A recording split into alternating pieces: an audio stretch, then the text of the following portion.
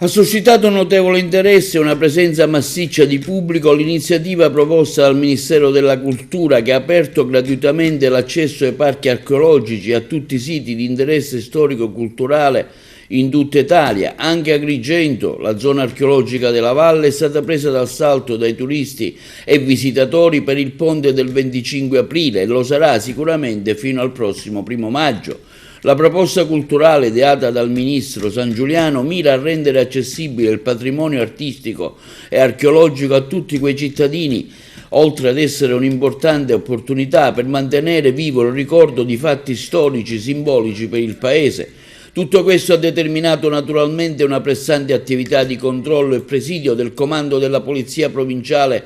di Agrigento nelle zone archeologiche e nelle arterie adiacenti. L'introduzione del senso unico a scendere verso la Valle dei Templi e la zona balneare di San Leone ha determinato una maggiore sicurezza sulla viabilità e un afflusso impressionante di traffico, con forti interruzioni nelle zone archeologiche, che deve essere gestito e coordinato. Il tutto ha messo a dura prova e fino a tarda sera il lavoro del comando di polizia della provincia di Agrigento, diretto da Pietro Amorosia e dal comandante Salvatore Lombardo, con donne, uomini e mezzi utilizzati durante le varie attività, sanzionate diverse auto parcheggiate sui lati delle strade provinciali a causa del sovraffollamento dei parcheggi privati pieni a tappo e per le lunghe file di turisti e visitatori prima di accedere alla valle sui 2 ingressi di Giunone e Porta Quinta.